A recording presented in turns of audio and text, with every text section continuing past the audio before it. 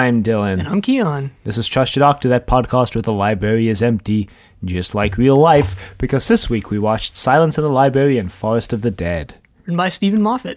Directed by Euros. I still don't know how to pronounce his first name, Lynn. I'm pretty sure that's right, and aired on May 31st and June 7th, 2008. So it's either Euros or Euros, and at this point I've said Euros more than Euros, so I'm just going to stick with it and pretend that it's correct. Sure. Could always ask him, as we always could have asked any of the people whose names we butchered and never did. I was going to say, as I think we also mention every time Lynn directs an episode of this show, we could just ask him how to pronounce it, and then we don't, so I guess we're just going to stick with that for now. I was quite pleased to see his name pop up, to be honest, but anyway. Sure, this was a really well-directed episode. Mm-hmm. Especially when we get to the slightly metafictional stuff with the girl watching Doctor Who on TV. Your favorite, metafiction. Sure. It kind of starts with that because the very first thing we see is this girl in a house, and she's being seen by this psychologist, I guess. Right, Dr. Moon. And he is doing his psychology thing. She has a library in her mind. Whenever she closes her eyes or retreats into her mind or whatever, there's a massive library in there. And things are going wrong. There are intruders where they're not supposed to be inside the library, and a door opens, and all of a sudden it's the Doctor and Donna. Yeah, and the Doctor's like, "Oh, hello. Sorry, didn't mean to barge in. Can we rest here for a while?" And then cut to opening credits sequence. Yeah, this is somewhat of a cold open. They do it really well. Yeah. Because now we sort of go back in time and see how the Doctor and Donna got there. Mm-hmm. But it leaves you with the lingering question of who the heck is this kid and why are they inside her mind palace, basically. Right, exactly, which is why it works as a cold open. It's not just a slice of the episode teased at the beginning. Well, I think cold opens can work if you just continue from the cold open instead of jumping back in time, unless it's in this situation where we see the events before the main event because it's from a different perspective. I feel like a cold open can work if you just start with the Doctor and Donna landing from falling off to 50 feet and then just continue from there and don't even show us how they got to that point. I think then it can work, but... Yeah, again, this isn't actually a cold open. It just kind of resembles one, I guess. Right. So we see the Doctor and Donna kind of land, and the Doctor's like, wonder what's going on here. He doesn't reveal why he's taken Donna there yet. But later on, he reveals that he received a message on the psychic paper that asked him to come to these coordinates at this date. So he's like, well, I guess we'll just go. I don't remember that, actually. I hadn't remembered that's why they had gone there. But it's basically a giant library planet. It kind of looks like Coruscant from the Star Wars prequels. It actually looks really good. The CGI work in this is really great. There's a shot, I think it's in part 2, where you're sort of looking down at the city and panning over it a little bit. Yeah, I think that's in Forest of the Dead. Yeah, and that looked really great. Well...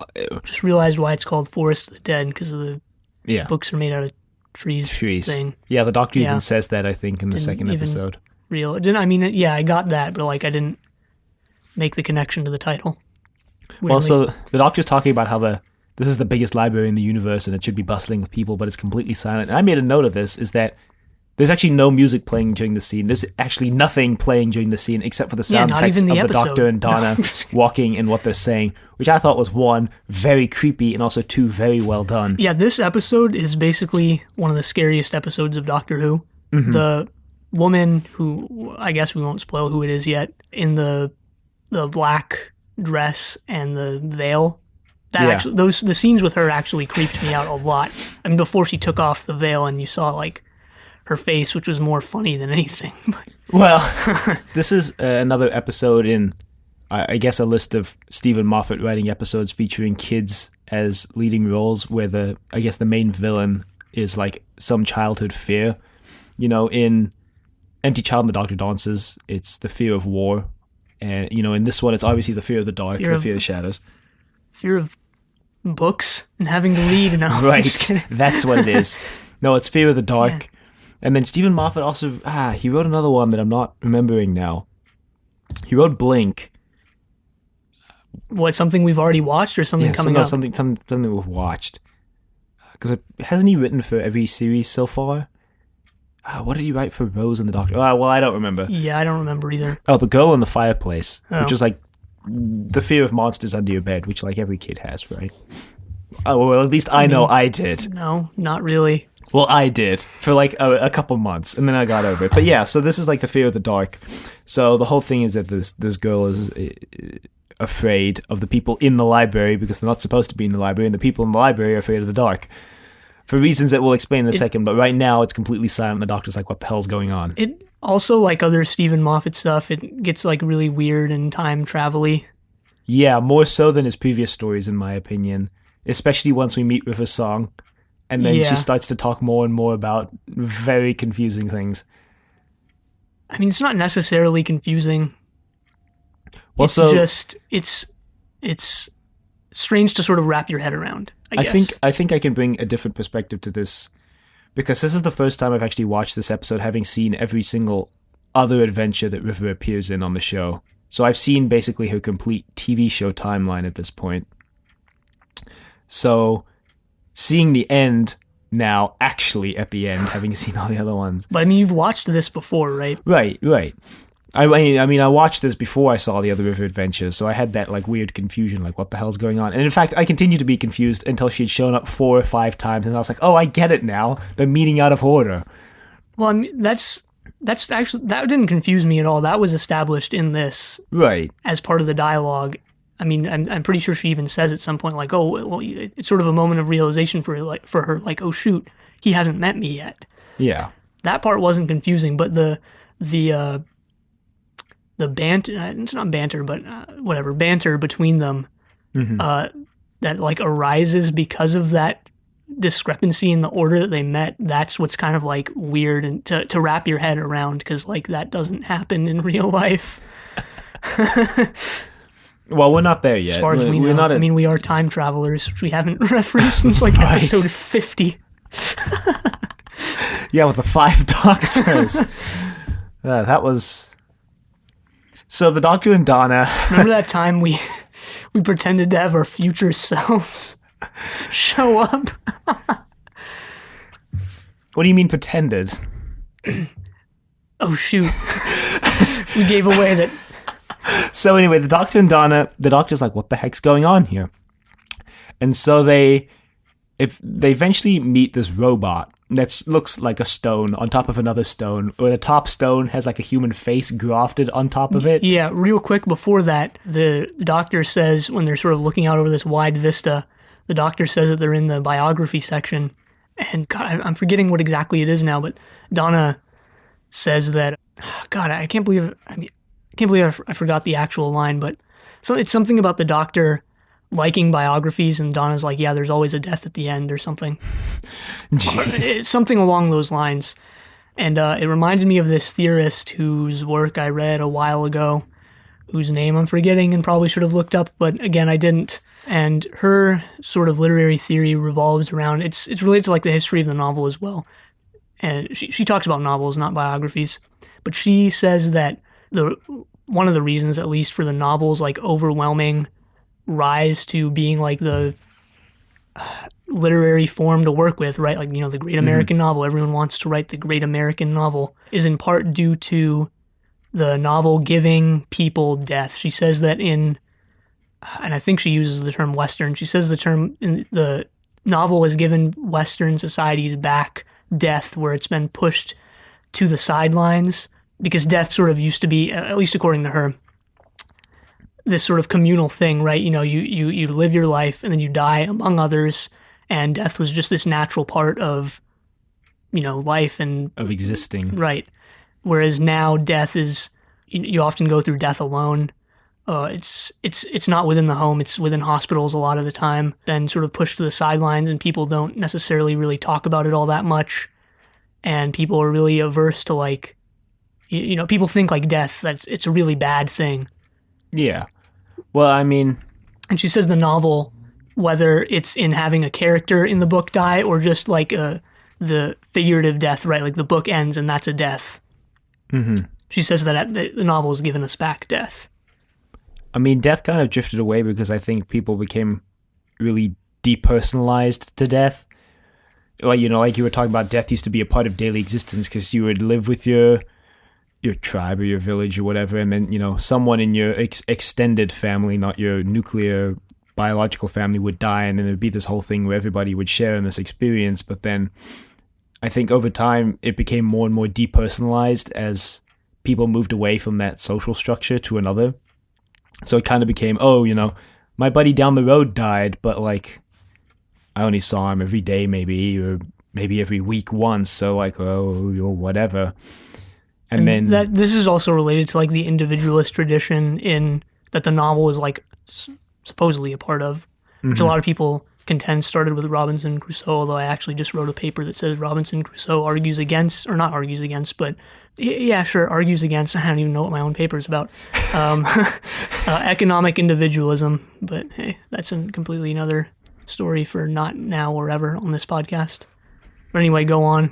Well, I was just saying, I think death became really depersonalized, and it still continued to be depersonalized, especially when, you know, the news is the old, what would it be, axiom, I guess? If it bleeds, it leads, right? So, sure. If there's death, it's going to be the top story of the day, and I think people just, one, became so depersonalized to death near them that it didn't matter to them anymore, and also two, just becoming desensitized because death is on a daily basis. You're being shown death every single day, both in the news and if you're talking about like the mass shootings that happen like on a weekly basis now, I mean, that's not necessarily like natural or something that like we should bring back, right? No, absolutely not. I'm definitely not arguing for that. I'm just trying to make the argument that social structures move to a point where death is extremely prevalent in like a depersonalized way, and because of that, I think people don't care about death as much anymore, unless it's someone extremely close to them. Sure, and I mean, or look at it this way, like David Bowie died a little over 2 years ago now, and I remember, I don't know why I'm using him as an example because this happens for like every celebrity, but people were like, oh man, I wish he hadn't died, like, I want him back or something, rather than just accepting that, you know, he's going to die eventually, right. Whether it's from, you know, an old age, or I don't know how he died actually. But, you know, people in general are going to die eventually, whether it's from old age or disease, cancer, or something like that. And, you know, just sort of accepting it. I don't know. Yeah, people seem to refuse to accept it, which happens with every celebrity, like you said. And there's this weird, like, cult of personality where they're like, no, if they... where people, I guess, think that because they're a celebrity, they have to be immortal. So, you know, like Roger Moore died a year ago to the day that we're recording this. And when he died, everyone was like, no, it can't be possible. Except forgetting the fact that Roger Moore was like in his 70s or 80s when he died. So, you know, death is a natural part of life. Yeah. Yeah, it is. To bring this full circle to the beginning of the conversation. Elon Musk, if you're listening to this. What? Whoa. That took a weird leap right there. I mean, you know what he said about... What? You know what he said. Yeah, right? All right. So this took a weird leap. Anyway, there's this really good... Sure, Elon Musk listens to Trust Your Doctor. Hey, Elon, give me a job if you're listening. So there's this really well-executed moment where the Doctor and Donna think that the books might be the enemies, and the Doctor starts reaching for a book, and then the music... As they always are. Right. Hate books. Books suck. And the music starts to build as the Doctor reaches towards the book. For the first time in the episode, we start to hear music, and it's building as he reaches towards the book, and then all of a sudden they hear this voice that's like, hey! Like in the background, and they're like, whoa! And that's the robot that I mentioned earlier that looks like stones on top of stones with a human face grafted on top. Right, it's sort of the stationary thing. Yeah. And the head rotates, so it turns around to look at them, and Donna's like, is that a face? And then the Doctor's like, yeah, don't ask about it. And the robot relays this message that was apparently the final message transmitted from the planet on a wide band across the whole planet frequency that says basically, hey, get out, stay out of the shadows, get out as soon as you can. Yeah, we didn't mention that they look on the computer and try to see where everyone's gone, but they can't. They're the only two life forms in the library. Nobody else is there. Yeah, the Doctor scans for life forms, to humanoid life forms, and it finds two, the Doctor and Donna. And then he broadens the search to all life forms, and it finds over 1 million life forms, and the Doctor's like, that's kind of weird. Yeah, what I thought this was all going to be, I guess we're getting a little ahead, of ourselves here, but what I thought this was all going to be was that they were all saved, they were all transformed into books or something like that. Yeah, I mean, that's kind of what it leads you to believe, almost. Especially when the Doctor and Donna then think that the books are the enemies. They eventually, the lights start going out because they hear another message that says, hey, don't forget to count the shadows. For God's sake, count the shadows. Then they run.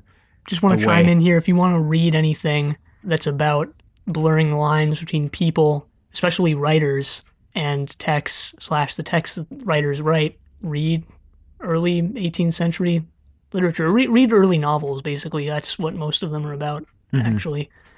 Pamela is the most famous one that's sort of about that. Right. I don't know anything about that, so that's your area of expertise, not mine. They're all also like 1,000 pages, so that's fun. You got to get your bang for your buck, right? Yeah. Yeah, 1,000 pages free online. Project Gutenberg. Well, those books are so old at this point, they've entered the public domain, so... Yeah, exactly. That's why they're all free online. I mean, any book is free online if you know where to get it. We don't condone that. Let's make a note of that right now. We don't condone that. I do. Do you? Yeah, all text, in my opinion, should be free. Which this episode actually touches on, weirdly enough. Yeah, well, we can talk about that when we get there, right? We don't condone illicit activities. I'll just make a broad statement like that. Sure. We don't condone anything that might be illegal in your jurisdiction. So... the Doctor and Donna eventually make it to this room, and they're kind of walking around investigating, and not much really happens until all of a sudden these people bust in spacesuits. They, blow the door open, and they're like, we're here to save you. Well, we see the scene from the beginning where they show up and the little girl's in the room. Mm-hmm. And because this shot was from the perspective of the girl in the beginning, we didn't see that her form in the library is this floating orb. Right. That displays text on it. Security bot. Right. And the Doctor starts fiddling with it, and it says, no, please stop, which is the girl in the room screaming because she hears the sonic screwdriver. She's having an aneurysm in her living room. And the Doctor's like, oh, no, I'm sorry. And Donna's like, I thought you said it was a security bot. And he's like, yes, it's an alive one. So he just puts it down on the floor and doesn't touch it again. And then I think this is when Dr. Moon talks to the girl, or it might have actually been before this, but Dr. Moon tells her that her nightmares are real, reality is not real, and that there are people in the library who need saving. Yeah, that's sometime around now. It might have been a little later, I'm thinking. I'm not sure, but it doesn't matter. Dr. Moon is a pretty creepy guy.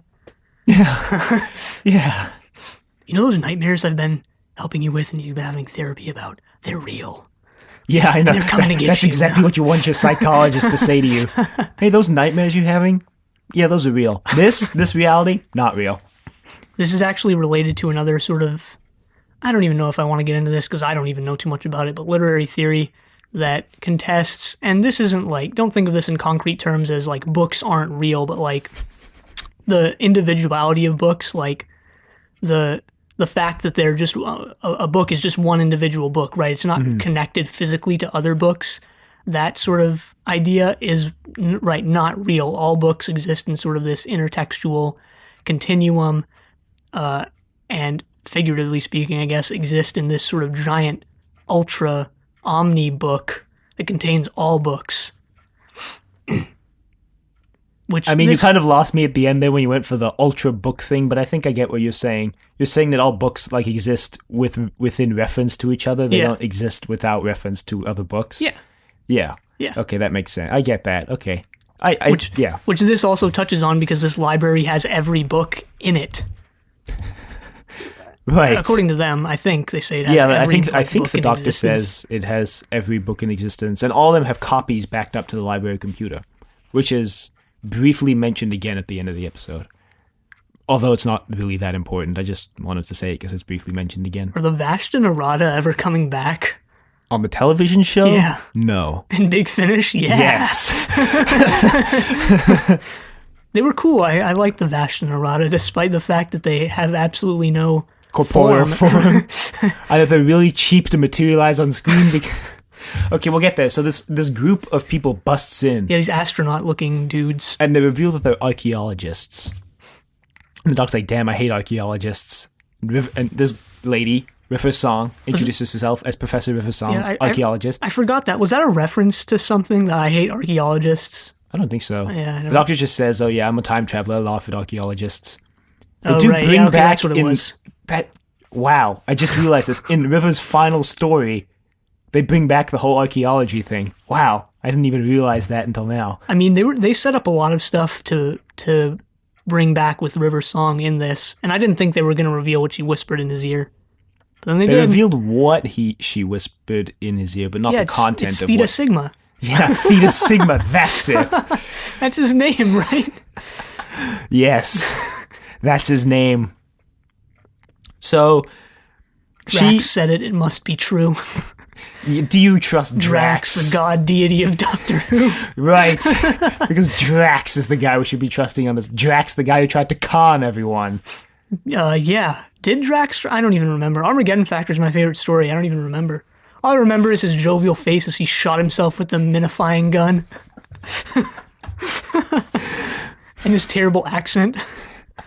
And his unnatural hand motions. And his little lovable bald head. Anyway. Balding head. Okay, balding head. He had a ring. A bald ring. So, anyway. River seems to know the Doctor in some capacity. She's like, hell yeah, you're younger than I've ever known you. He's like, oh, I'm really not. And she's like, you are younger comparatively to the Doctor I know. And the Doctor's like, huh, interesting. At some point... Matt Smith as the Doctor looks about the same age as David Tennant. Yeah, and that was like a weird continuity thing later on, because the River seems to imply that the Doctor looks a lot older, her Doctor looks a lot older, and then they cast Matt Smith as the next Doctor, and Steven Moffat was like, we'll just go with it. Maybe she means he looks aged or something, right? You can... I mean, but then Peter Capaldi... Yeah, sure. Is rather old, so no spoilers. Yeah, I don't know anything else about River Song except what's in this episode. Yeah, no spoilers.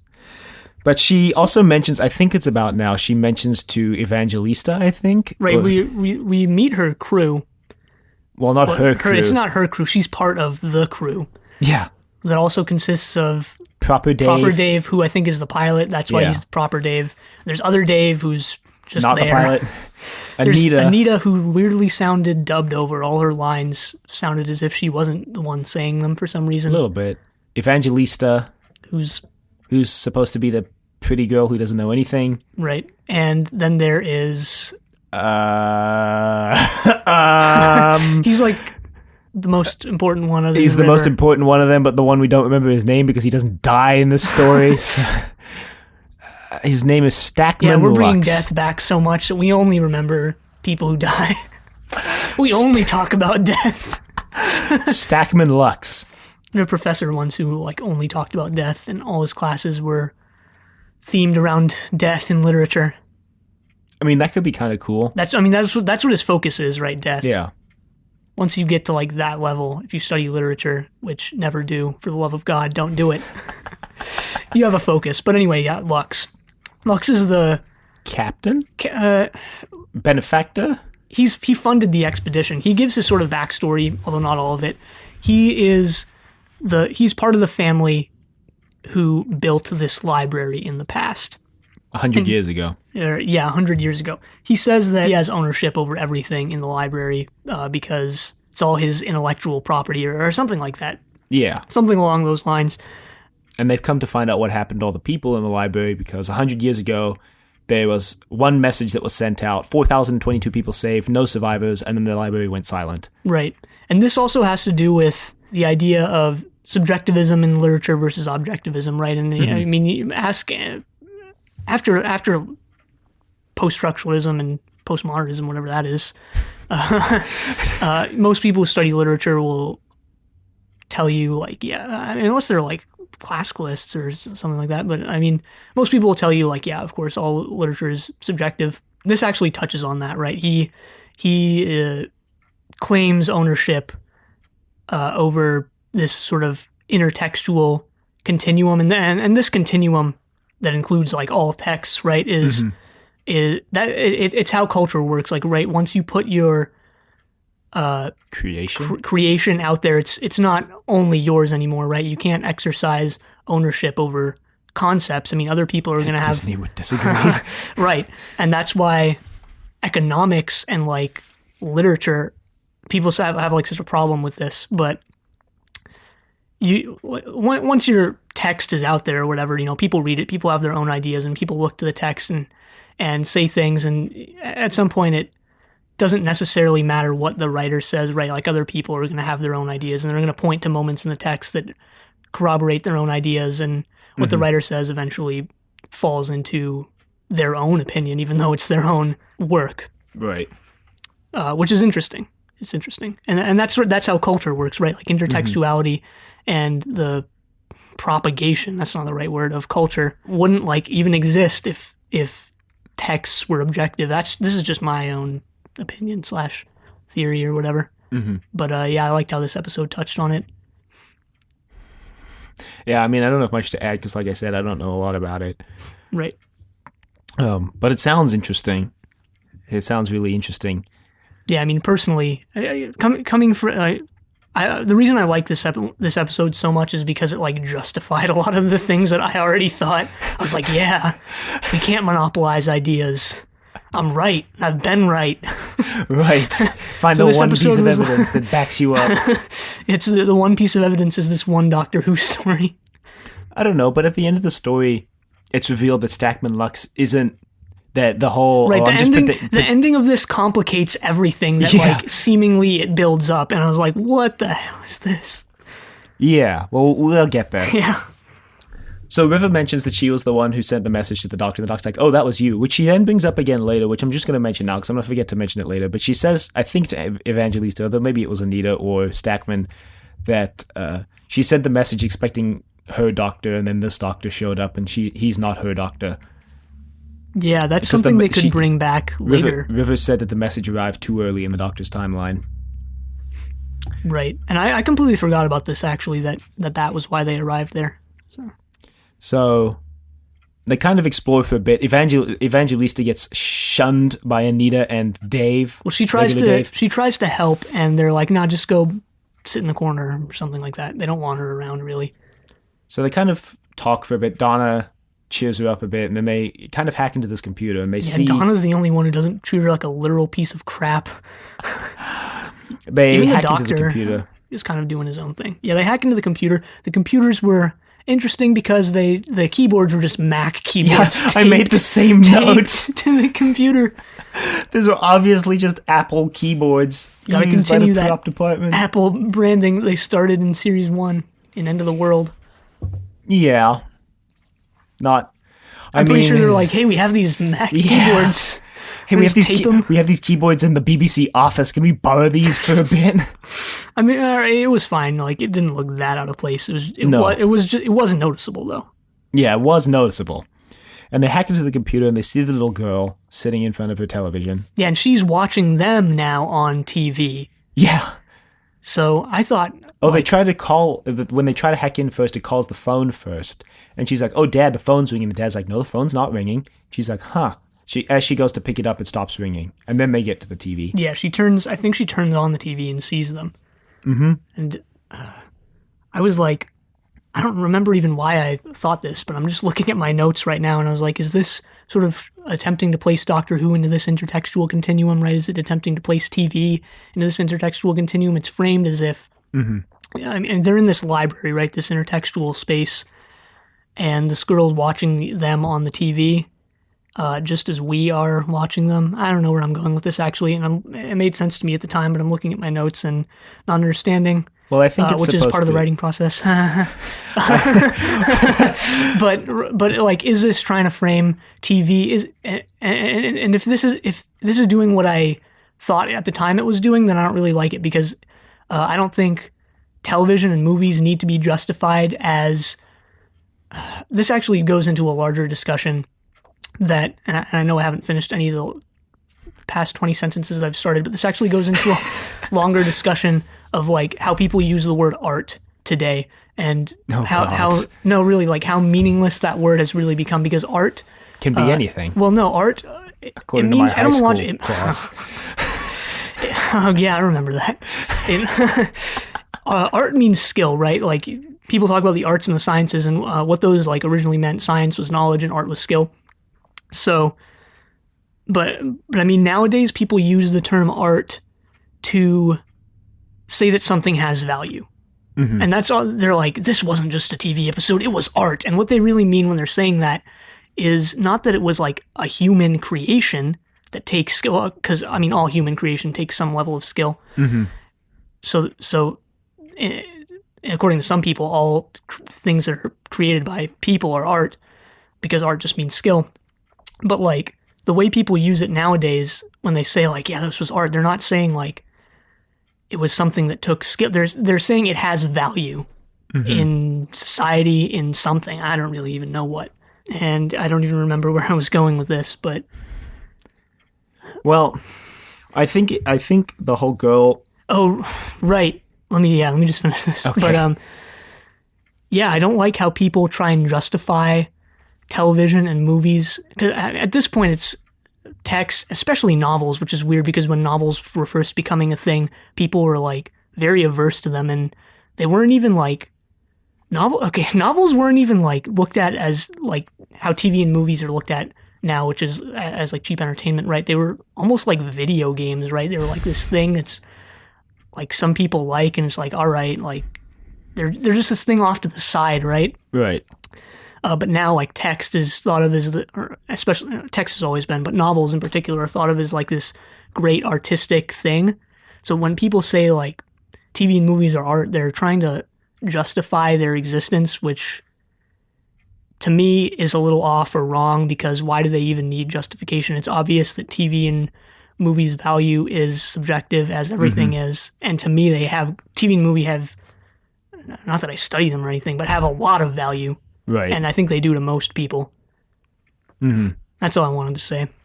Obviously, I have major problems with this. I don't want to continue to rant, but I mean, in my opinion, the scene is just designed to be a what's the word I'm looking for? A red herring of sorts. It's supposed to make you think that Doctor Who, as a story, exists only within this girl's mind, which at the end of the episode is revealed not to be true. And I think the whole... I didn't think that at all. I mean, I thought like, all right, this girl was like in one of the books or something, I don't know. I mean, yeah, I guess it could be interpreted different ways, but my interpretation is that they're trying to frame Doctor Who as this story that exists in this girl's mind, which is kind of reinforced a little bit later at the end of episode 1, or actually at the start of episode 2, when Donna... minds, right? Right. It's part of intertextuality. When Donna gets beamed into the library mainframe, spoilers, and the Doctor's like, oh yeah, no more stories of the Doctor, right? And she's like, yep, nope, never happened. It's kind of supposed to make you believe that Doctor Who is just a TV show. Yeah, within the universe has taken place entirely inside this girl's mind. Kind of the Saint Elsewhere ending to Doctor Who. Anyway, if you don't know how Saint Elsewhere ended, it ended by panning out and revealing that all of the show had taken place inside this one boy's mind inside a hospital. Anyway. All right. I think I knew that for some reason, probably because you brought it up. So, the Doctor, Donna, and River... Evangelista goes off. She sees a panel open, and she goes into the panel. She tries to tell them that it's open and they should pay attention, but they all just tell her to shut up. She goes, she screams, they find her dead skeleton. That's what happens here. And then we get probably one of the most unsettling scenes in Doctor Who, where she like data ghosts, which is apparently like a copy of her consciousness is stored in her little communicator. And as she's dying, the copy of the communicator, or the data ghost, dies as well, but not as quickly. So like it's still kind of conscious, but not really. They don't explain it that well, and I'm not explaining it that well either. It's the device. They have this little green glowing device attached to their helmets, and that allows their consciousness to stick around after their death for a little while, basically. And eventually it just keeps repeating their final thoughts before they died. Mm-hmm. So Evangelista now is just a skeleton inside of her spacesuit, repeating. First, the communicator device starts saying things that she was thinking and saying right before she died. Eventually, it just starts repeating. Is the nice girl? Yeah, is the nice girl or the nice woman, and that's Donna, the only one who didn't treat her like a piece of utter garbage. And eventually, she dies. And this also, I think, at some point, someone says that the company who created this device now has like a patent over the person's memories, right? This is definitely configuring, at least for now, patentship. That's not a word, and ownership as like these bad things, right? Mm-hmm. And ownership over text is like this bad thing. This actually also has to do with the ecological humanities, which is like my other area of interest, I guess, where ownership is like a huge keyword, but whatever, we're not going to get into that. Well, so But all this crap is connected somehow. everything is connected. It is all connected Yeah. in this story. Yeah, I mean, I don't know. The more I read, the more I actually believe that, but That everything is connected? yeah. Conceptually, in text. I think everything is connected. I think things happen for reasons that are connected to other things. Sure. We'll go with that. Anyway, It's deep, late night, trust your doctor. Recording this at night, which we usually don't do that. I mean, I just believe that everything in the universe is connected in some way, that things that you do can influence things that you don't realize that they can influence, whether directly or indirectly. Anyway, This is, I think, the end of episode 1. Well, or no. close to it. Well, we're actually only about halfway through episode 1. Because they head back into the room and the doctor finally Really? convinces I don't them even to stay in remember the what light. happens next.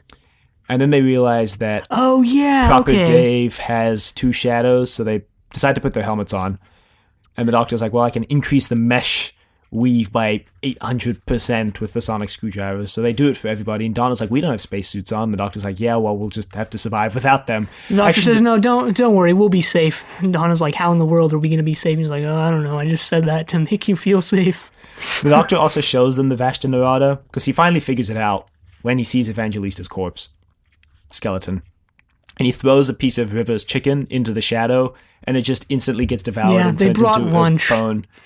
Yeah. Yeah, the doctor explains the Vashta Nerada here, I think. Or if he doesn't, we're going to. They are shadow beings of some sort. They live in the shadows. They consume things in the shadows. And they're on basically every planet, right? They're the onions of interplanetary life, right? Like onions have grown on every continent, including Antarctica. And the Vashta Nerada have grown on every planet, including Earth.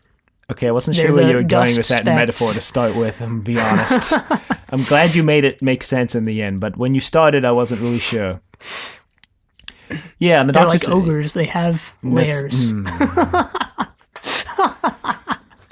Donna says, oh, even on Earth? And the doctor's like, yeah. And she's like, if they're on Earth, we'd know. And the doctor's like, they're on Earth, they just feed on roadkill. Yeah, they're the dust that you see when sunlight filters through whatever it filters through. Leaves. Windows. I guess So- you just ingest Vashta Nerada every breath. Blech.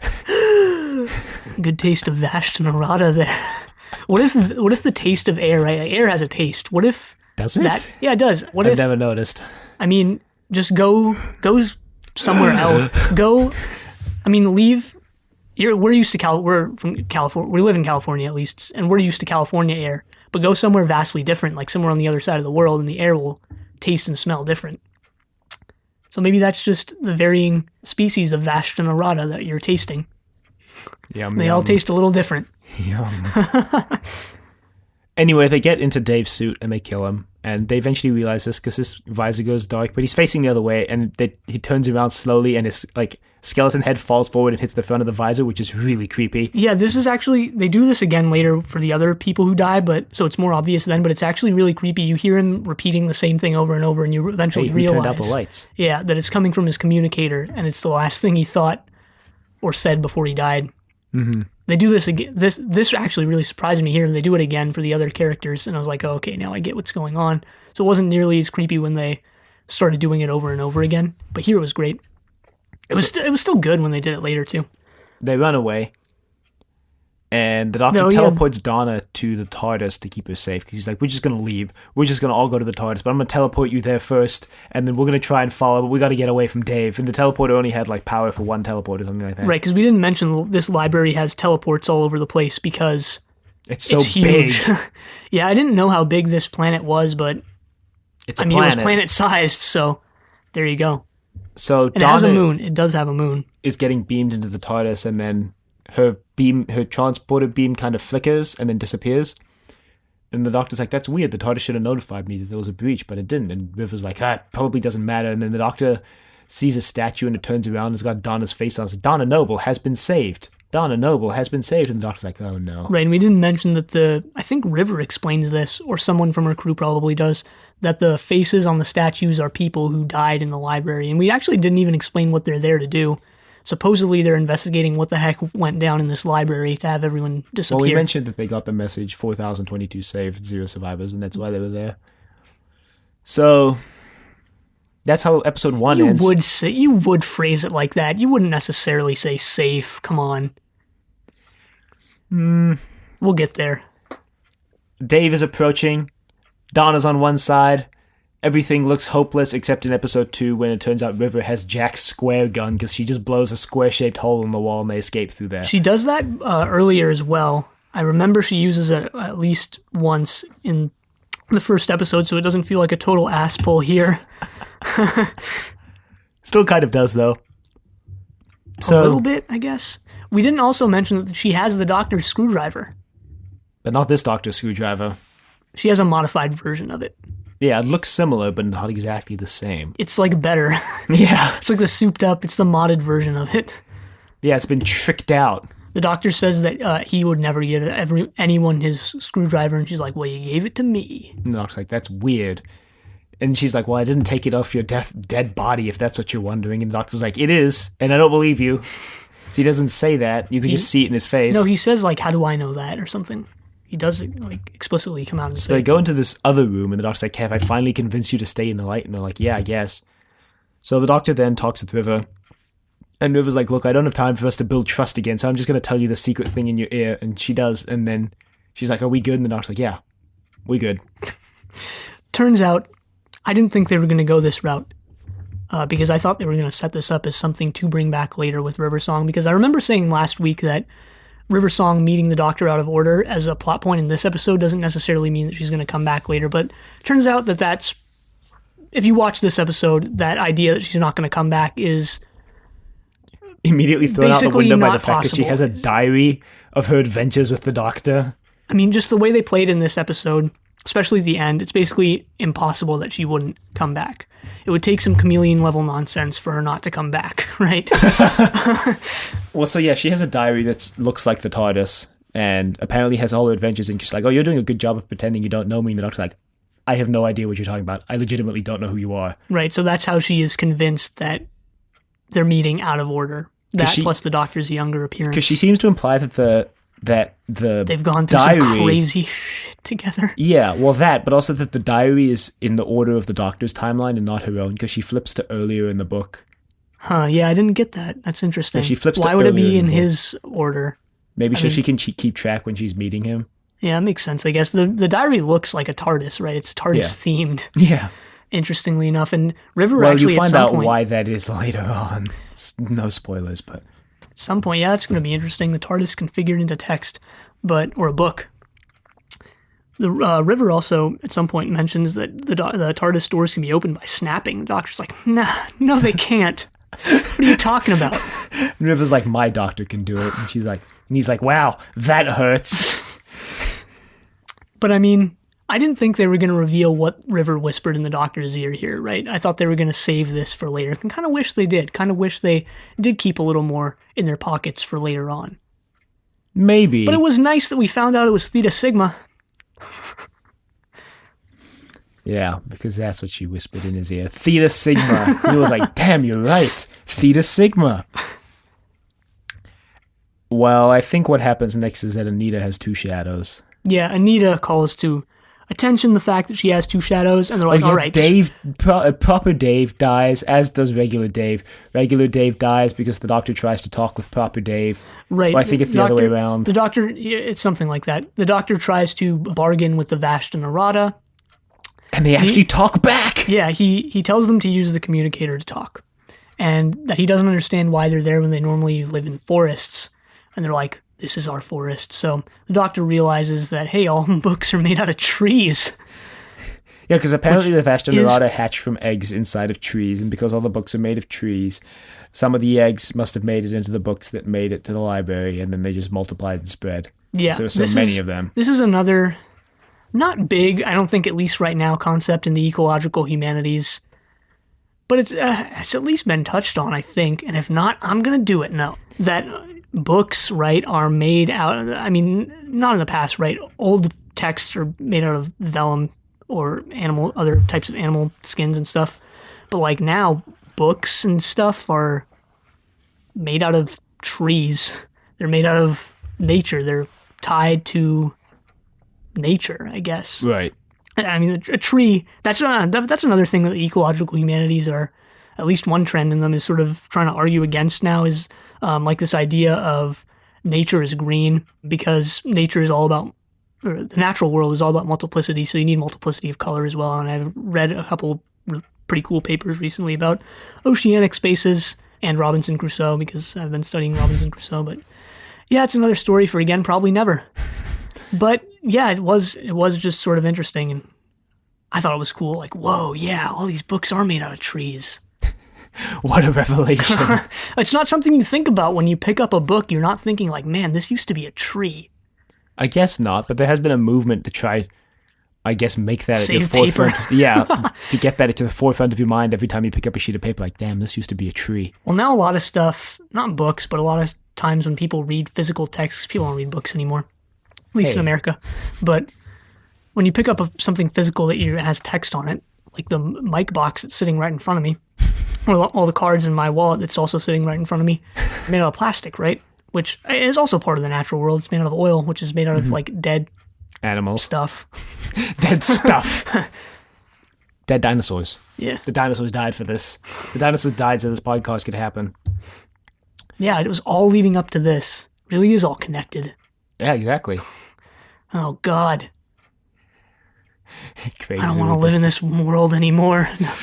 What, that everything is connected?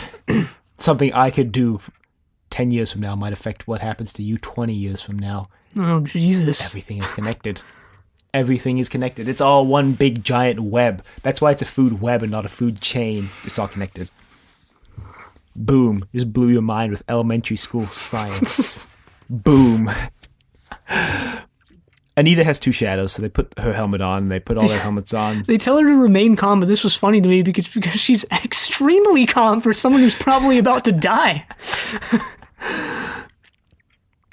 Well, so then, meanwhile, inside the computer, spoilers. Donna, this has all been interspliced in everything we just went over. Yeah. Donna is living out her entire life, or at least her entire adult life. She's gone through years of her life. 7, I think. Sure, 7. She's met Dr. Moon. She's jumping from moment to moment. She meets the man of her dreams, fishing. I don't remember his name. It's like Ralph or something. It would be something nondescript. She has kids, which is weird seeing Donna with kids. A little bit. This part where she's jumping moment to moment reminded me of this animated movie. I recently watched a Japanese animated movie, so anime, I guess. Although I'm starting to become averse to even the word anime. Is the more I read, the more averse to words I become, which is weird. We should go back to hieroglyphics, pictograms. Oh, I was listening to this podcast recently called Lingthusiasm, which I don't need to plug because they're massively more popular than we are. But if you're interested in linguistics, check them out. But one of their episodes is about how people say, like, we can just use emojis as a universal language, and how that's we could. No, we couldn't. We really couldn't. I've never agreed with that. And again, this was something that really made me pat myself on the back after listening to, because after I listened to their episode of them completely bashing this idea, but doing it in a professional manner, right? Mm-hmm. I was like, yeah, we really can't use emojis as a language. We could try. People have tried. It doesn't work. It just doesn't work. Not yet, it doesn't. You're being too narrow-minded, is the thing. The thing about emojis is that they're easy to interpret, and that can lead to them being a universal language. I don't genuinely buy into this idea. I'm playing devil's advocate. Right. It's really not possible. It's really not. If you're out there thinking emojis can be used as a universal language, they really can't. Yeah, well, I really want my eggplant. That's why I send my eggplant emoji to my mom. Every night I want eggplant casserole. What? Anyway, what was I even saying? God. The digressive nature of, I think, because this episode is so wrapped up in text and textuality, I think the digressive nature of my thoughts about text and my writing itself is sort of seeping into this episode, because I haven't been able to finish any of my sentences, and this episode has been like one massive digression. Deep. But hey, I mean, it's not deep. Oh, right, I was talking about this animated movie I watched recently. It's called The Night is Short, Walk On Girl, which is a very wordy title, so I think most people are just calling it The Night is Short. It's pretty new, actually. And what it's about is, it's about a lot of things. It's basically about this girl who goes from like vignette to vignette on this one night. But overall, she's looking for this book that she lost as a child. And that this is also sort of like this weird sort of metafictional and thing that has to do with intertextuality. And I'm not going to get too into that because that's not what we're here to discuss. But what are we here to discuss when you really get down to it? Doctor Who, right? Are we? I mean, that's what I'm here to discuss. Maybe we're on totally different pages, but what this movie does, at the end of the movie, everyone except the main girl gets sick. Mm-hmm. And they all start talking about how, like, they got sick. No one who's listening to this is going to watch the movie, let's be honest, even though it's awesome. And it's directed by the same director as Mind Game, one of my favorite animated movies of all time. But everyone gets sick, and they all talk about how this one night they got sick ages ago, and it's been forever. And the girl's like, no, it was actually just earlier this night that we did all this crazy stuff. And her role in this sort of story that's playing out as a quote-unquote reader, someone who jumps across many texts, someone who is privy to the world within many different books as she jumps from vignette to vignette and is sort of configured as like this reader. There's also another male main character who actually has the book she's looking for, which also configures readership and authorship in a text in like a really weird way. And again, we're not going to get into that. But she's like, no, all this just happened in one night. Time is passing more quickly for her because of her interconnectedness and her knowledge or acknowledgement of like this intertextual thing. That's just what I think after having watched it once. But this is also done here, and it's configured in like this weird way. This world that's in a library computer, which has no text in it. Right, there are no books in this. As far as I can remember, in these scenes with Donna. I mean, there are no books in the scenes, but at the end of the story.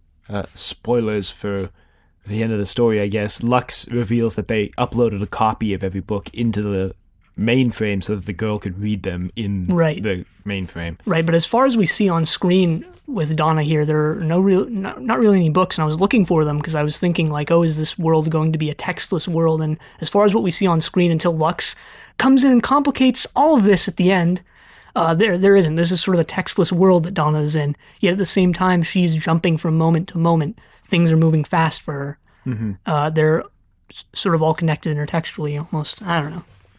It was weird, but it was cool.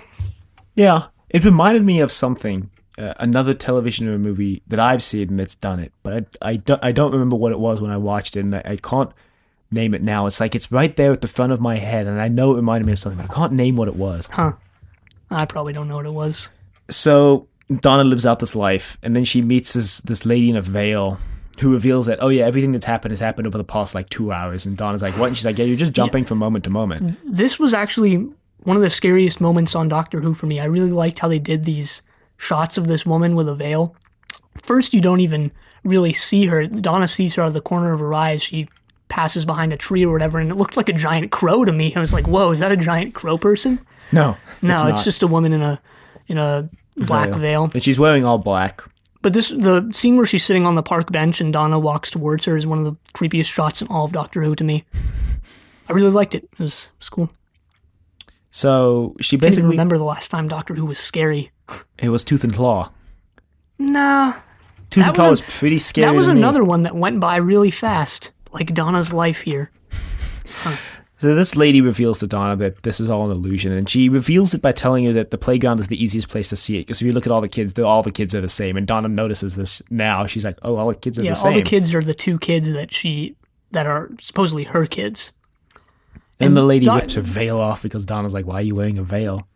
Donna already sort of knows who it was. She has like flashes of memory of the library and of her, I guess, real life, but Dr. Moon always shows up, and she has visions of the Doctor as well, as the Doctor and everyone else tries to contact or get into this computer system. Which, by the way, the Dr. Moon is an actual moon orbiting this planet we forgot to mention. Yeah, the moon that we've been getting shots of is called the Dr. Moon. Because it's supposed to protect the library mainframe from viruses. Haha, funny joke about doctors and viruses. Computer viruses. Yeah, I guess I didn't get that. I mean, that's where the computer term comes from, right? Yeah. Something that infects. But well, so... Oh, right. The core of the planet is a massive hard drive. Mm-hmm. Yeah. So, like, while this is going on, the Doctor, River, and co. go down to the core because Lux is like, I'm going to show you what the core is, because the core starts going haywire. The self-destruct starts because Evangelista shows her face to Donna, and then Donna, after that, Evangelista's face is messed up. And yeah, she says when she took off the veil, I thought it kind of ruined the effect of how scary she was, because her face is disconfigured, and it looks more funny than anything to me. Because the disfiguration is like computer generated and looks really goofy because of that. I feel like it would have been more effective if they had somehow found some practical effects to make it look. But then again, messed up. It's literally in the story. It's computer caused. So. And then Donna starts having doubts. It's like Ghost in the Shell. Because Evangelista reveals that Donna's children are sustained by her belief in them. So she stops believing and the kids disappear. And because of that, the kid has a total breakdown. She deletes her dad on accident, which adds to the breakdown. She kicks Dr. Moon out. Right, the girl. There's actually been hints. It hasn't been revealed yet that the girl is the main thing, but there's been hints because She's Cal. Because Dr. Moon and the Dr. Moon outside, and also the Dr. Moon's suitcase says briefcase says Cal on it. Right, and which is what they've been named Cal. Yeah, they've been looking for Cal this entire time, which we haven't mentioned. I was like, is it California? That would be cool. Has there ever been a Doctor Who story in California? I don't remember. I don't think so. At least no TV story. Except maybe that Seventh Doctor story that was set in that motel that was supposed to go to Disneyland. They went to Disneyland. No, but they were still in the UK. They never made it to Disneyland because they went there instead. They went to... They crash landed in that what was it called? Janky motel. That was the name of the story was the name of the motel, wasn't it? No? No? I don't think so. I don't remember what that story was called. I'm completely forgetting as well. Oh, it was Delta and the Panaman. Oh, so it wasn't the name of... yeah, that was the name of the hotel. Yeah, the hotel was named Delta and the Panaman. And this is when it's revealed that the girl is the computer, because Lux takes them down. Yeah, Anita's got her helmet on, and the Doctor darkened it to try to convince the Vashta Nerada that they've already gotten inside. Yeah, that worked, but... It worked briefly. It's okay at the end anyway. But, okay, so the girl is watching them all on TV. She's basically watching Doctor Who on her TV, right? Because she's getting the angles that we're getting. She's getting the music of Doctor Who. As she flips through the channels, the music changes. When she changes back the channel to the scenes of the Doctor and stuff, they're playing Doctor Who music. Which is weird because it sort of maybe not firmly, I don't know, it places... It refers, at least to me, to the inescapability of, like, both a text and just, like, any sort of piece of work, not the expression, like, yeah, you're a piece of work, but, like, any work that involves text, like TV and movies usually involve, like, a script, which is text, which is literature, although I don't think TV and movies are literature. I'll just put that out there, as I do, like, every mentioned that, like, 2 weeks ago on this podcast. But it refers to, like, this inescapable thing of how all these things are rhetorical in nature, right? And the angles and the music are part of the rhetoric of, like, a TV show, whether the creators of the show want to admit that or not. Don't worry, I have this all down in text. Text is guiding me through this. Slightly ironic. Well, I can't even decipher my notes, so I'll just leave it at that, and you can try to decipher what I'm notes saying without his notes and only with what he said already. Well, so then the Doctor... The reason why they go down to the mainframe is because the Doctor has this realization that the computer used the word saved because it actually saved the people. Maybe, just going back to that for a minute, maybe, again, configures Doctor Who as part of this, or even tries to justify it as being part of this sort of continuum of things that are quote-unquote art, like text supposedly is, and what that really means, again, is things that supposedly have value, which, again, is weird to me, but, yeah, we're just going to move on from that. Well, so, I mean, this is when everything gets complicated, because Lux reveals that the computer is the girl. He reveals that there's a copy of every book in the universe inside the girl's thing. Well, this is when the stuff with River gets complicated, actually. I didn't think it was, honestly, all that hard to wrap my head around until now. Well, I mean, there's kind of this weird inversion, in my opinion, which I really liked, in that, in my opinion, because of the way I interpreted the child scenes, is that Moffat, or Russell T, but the story was written by Moffat, was trying to set up Doctor Who as having taken place inside this girl's mind and being some sort of, I guess, group hallucination, since Donna seems to be I did not get that at having all. these thoughts of the Doctor, and that the Doctor doesn't really exist. And then So at the it's end a of the massive story, cult of Doctor Who. at the end of the story, Lux kind of flips it on its head and says, no, what's actually not real is the girl. Everything else is actually real. So there's like this weird kind of like, I mean, I said, inversion where what you thought was real and what isn't real is actually flipped on its head. sure, yeah, that actually makes sense. This kind of reminded me of like papers that high schoolers write, and that I'm guilty of having written probably if I go back and read my old papers, where you write about a text and you're like, this represents this, and this represents this, and this thing represents that. Yeah. I mean, the inversion is just a cool technique that they used in the story. I didn't think of that. Necessarily actually. think it means anything. If you're interested in that, and if you like Lovecraft, which I kind of do, I guess, despite the weird racism and xenophobia in Lovecraft, there's this book that came out, I think, a couple years ago, 2016 or 15 maybe, called The Dream Quest of Velvet Bow, that deals with... It takes like Lovecraft's worlds and stuff, and his mythos or whatever, and does some really cool stuff with it that has to do with like the inversion of fantasy worlds and like the real world, or as Samuel Delany calls it, the given world, which I'm starting to call it more now. But yeah, I mean, if you're a person who needs books to win prizes and acclaim to read them, that book won a few prizes and a lot of acclaim. And Ursula K. Le Guin, rest in peace, really liked it. I mean, it's interesting because within Moffat's run, without going into too much depth, he deals actually a couple of times with the idea of inverting what you think is real and what appears to be fake, I guess, within the context of the show. That's what the angels are, right? They're these statues when you have your eyes open, when you can see them, when you are aware of what statues actually are, and then you close your eyes, there's something completely different that you're never actually privy to. And it's interesting that I think about that now, that there are like multiple stories that I can point to within Moffat's tenure on the show that maybe he didn't necessarily write, but he definitely oversaw and collaborated on, that deal a lot with this whole inversion between what's real and what isn't real in the context of what you believe to be is what's supposed to be true, I guess. Yeah, it's really interesting. And I mean, the more after this, and I mean, I was already on board with Steven Moffat after Blink, but after this, I'm definitely looking forward to the Steven Moffat era. I mean, I'll have to see what else comes along with it. But my problem with Steven Moffat's era is that he actually probably gets a little too in his own head. He gets a little too egotistical about it. I think because he got a lot of praise about Blink and Silence in the Library, he kind of was like, oh man, I must be the greatest author that ever existed. I must be the greatest writer in existence. And because of that, some of his early seasons are like pretty rocky, because I think he was like, had a lot of hubris. That's just my opinion. We can talk more about it when we get there. Well, the first televised thing he wrote for Doctor Who was a parody of it. Right. Which maybe in some way necessarily... Maybe you need to have a little hubris to do a parody. I don't know. Maybe. I don't know. Anyway. But Donna's world is crumbling around her. Ralph, or whatever his name was, disappears. She's like, I really hope he was real. He never says Donna's name. Pause. Her world's not crumbling yet. Go back. What actually happens is the Doctor reveals that he can save everybody, but he needs to increase the processing power of the computer to get them all out of the transport buffer. Oh, right. Because that's where everybody is. They're saved in the transport buffer.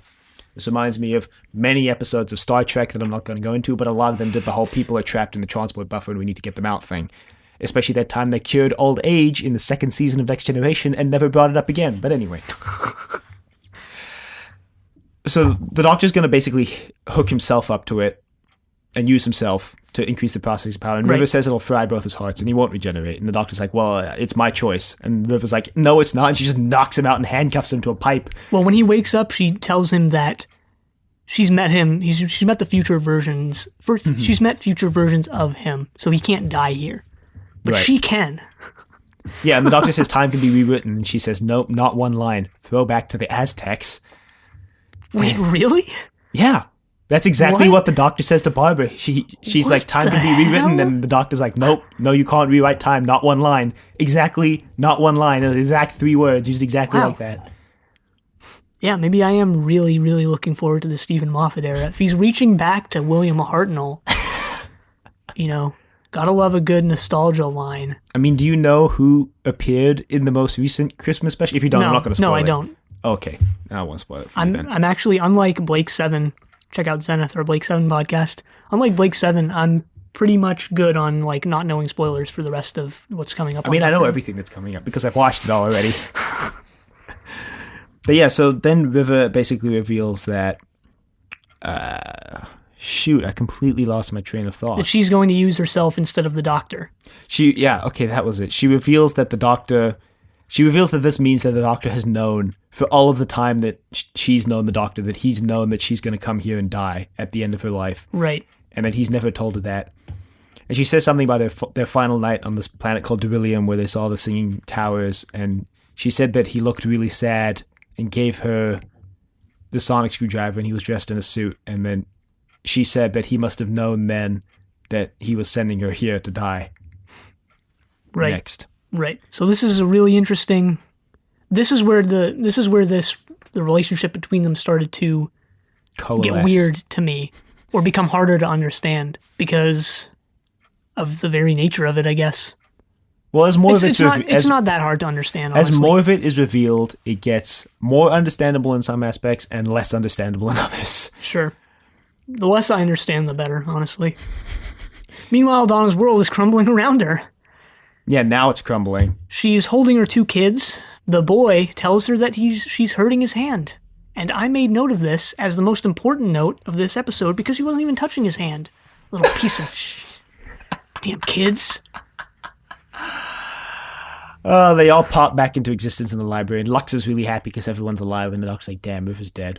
Then we have some sad scenes between the Doctor and Donna. Is in some way redeemed. I think we've sort of vaguely touched on this, but Lux's true goal here wasn't to exercise his patent over anything. He wanted to get to the core, find out what's going on, because his aunt or his great aunt or something. It's his aunt. It's his grandfather's first daughter, but he describes it that way because his grandfather was the one who built the library. So he describes it in that way because it's important that it's important to note her relation to his grandfather. And he probably never thought of her as an aunt because he really never met her. Mm-hmm.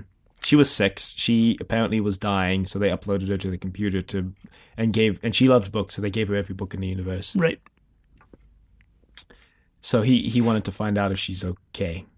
Basically, he's not actually there. He doesn't really care about the patents, and it reveals that Cal stands for like Carmen something. It's Lux. her full name, and I forget what exactly it is. Yeah, it's her initials. Yeah.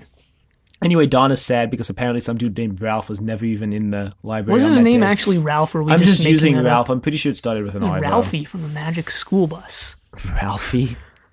Is it Ralph? I mean, I guess I can check. You can Control F Ralph. No, or I could just go here and see that. He's not listed in the cast on the wiki. In the credits. Check Forest of the Dead, maybe? I mean, based on what happens at the end, which is that Donna tries to look for him among the people. Maybe he's Joshua. Must be Joshua. Based on the fact that Donna tries to look for him and can't find him among the people who rematerialize at the end, and then at the last moment he sort of sees her before he teleports to who knows where. Kind of hints to me that he's coming back, but, I don't know. No spoilers. But he doesn't call out to her, or she tries to call out to her, but he has like a stutter, so he can't get it out before she leaves. The big mystery behind Donna is also built up even more in this episode when River, this is much earlier, this is in episode 1, where River finds out that Donna is Donna, and she goes like, whoa, she has this big reaction to Donna being Donna. Mm-hmm. And Donna's like, what does that mean? How do you not know me? And River doesn't answer because they get distracted by something. I'm guessing this is related to the something on your back thing from Fires of Pompeii. Something big with Donna seems to be building up, sort of almost behind the scenes here. Poor Donna. And, all Doctor Who episodes are really connected. Who would have thought these separate stories would be all connected? Wow. I mean, Mind-blowing. Well, you go to the classic show and... no, I'm just kidding. Classic show is connected. Yeah, and the fact that characters reoccur from week to week. And in more ways than that. But when they make an effort. Sure. So then the Doctor realizes that he's really clever and he's had like 100 years to think about how to save River, and he realizes that he put one of those little data cores inside the sonic screwdriver So he uploads her to the computer mainframe. He basically jumps down the gravity pad and flies down to the core of the planet, doing the pseudo-Superman style, yeah. And then uploads it to the core, and you're like, yes. And there's like this narration voiceover from River Song about how everybody dies. Right, probably going back to that whole thing about death being novels bringing back the concept of death, like you were talking about earlier. Maybe, I don't know. But River was talking about how everybody dies, and people just accept that everybody dies, but then every once in a while there's a day where nobody dies, and everybody lives. Throwback to Empty Child and the Doctor Dances. Right, I mean, when you think about that, that modern Doctor Who is constantly thrown out there like, just once, everyone's going to live. Mm-hmm. And if you think about that in relationship with the theorist I was talking about before, it's kind of weird. I mean, then again, like the deaths in Doctor Who aren't natural deaths. They're people getting killed by There have definitely been people who die of old age, though. First Doctor died of old age. Yeah. And who recently has died of old age? Well, Face of Bow. Yeah, Face of Bow. But that was one that they accepted. Yeah. Yeah, but I could have done without the narration here. I don't know. The first part of it was fine. The part that started after the Doctor realized he could save River was kind of cheesy. Sure. Yeah, I guess that's why I had a problem with it. It was cheesy. But River's reunited with her crew within the computer. This crew that she's really realistically only known for this one mission. I mean, we don't know. We don't know how long she's known Anita and Dave and other Dave, and can't forget Evangelista. And then the Doctor and Donna leave. Well, the Doctor at the end tries to open the TARDIS doors with his fingers with a snap, and it works. They almost look in the journal. Yeah. Because Donna's like, why didn't River know me? And the Doctor's like, this is my entire life history here. In the next, from this point onward, we could look you up. And Donna's like, no spoilers. And they chuck it off the ledge. They just kind of leave it there. Yeah, they leave it there for someone to pick up. And maybe on this show. I'm guessing that's going to happen, and I'm guessing it's going to be the Master. I'm just going to, I guess that right now. The Master's going to somehow find this and be able to... Considering the Master is allegedly at this point dead. I mean, look. Every time he showed up in the classic show, he died at the end of the episode. Or, yeah, and they just didn't explain died. it away. Remember that time he got crushed when Castrovalva collapsed in? Remember that time he supposedly became a cheetah? But remember that time he was supposedly ashes at the start of the TV movie? Yeah, My point is that the Master doesn't stay dead. Yeah, the Master pushes death to the sidelines more than anyone. Freaking Master. The Master's making death his bitch, basically. Anyway, this is the final story until the end of Russell T's run, not written by Russell T Davies. Every story from here on out is written by Russell T. So that means I think there's high-quality stories, probably. Four episodes left this season, Midnight, Turn Left, and then the last two, which is a two-parter that I don't remember the name of, and then the 4 specials. And then those are all written by Russell T. Well, that's good. I mean, Russell T has proven that he's probably the most consistently competent writer of new Doctor Who. Well, Steven Moffat at this point. Sure, Steven Moffat too. Girl in the Fireplace, Blink, this, and Empty Child Doctor Dances. Wasn't too enamored with Girl in the Fireplace, but sure. I mean, Steven, like, as I said before, after watching this, I'm definitely ready to jump into the Steven Moffat era. And then you'll be immediately ready to jump out because it's just so overbearing and tiring. Well, I'll see what happens. Some people have described the Steven Moffat era as Steven Moffat thinking he's clever, but not actually being clever. So it's masturbatory, basically? Yeah. We'll see, though. We're not there yet. But I think this is the point where we can start to talk about that era, since we are coming quite rapidly to the close of the Fourth Doctor's era, really. I mean, 2 months will be done for us. So... Yeah, I mean, look, as long as the stories are good in the upcoming era, that's all I'm really concerned about. Well, it's really Doctor Who, with is getting some cheap entertainment. Doctor Who is always varied, I think, wildly in quality, right? I mean, yeah, it includes such gems as Underworld. I mean, it's a show that's given us this story and Underworld and the Massacre and Fear Her. So that's what makes it's given us both my favorite and least favorite episodes of television in history. Really? Least favorite for sure. Favorite is Massacre is your least favorite television episode of all time, Or like, Yes. I mean, all right, well, if you're going to say episode, then like you have to choose which one, but story of all time? Yes. Just straight Yeah, up. it might be mine too, you know? I don't know. Just I haven't watched straight like up. as much TV, but I mean, I've watched quite a bit of television at this point, and I've watched quite a bit of garbage, and just straight up Massacre is right there at the bottom. I'm sorry to say it. I know Peter Purvis was listening to this podcast and throwing his phone down in Peter disgust. Purvis. Like, these people don't get it. They don't get what Doctor Who is. No, Peter. I think it's you. I think you don't get what well, I Doctor mean, he Who was is. just happy that he got to be the main character for one story. That's basically the entire reason why he said that. I mean, we can't know that. Am I We putting can't words know in his that. mouth? Yeah, I am. I was to say, you're putting words in. We can't know no, that. we can't know that. Can we? No, well, we could ask him, but then, I mean, we just have his report of what he meant. Is Peter Purvis still alive? Yes. Okay.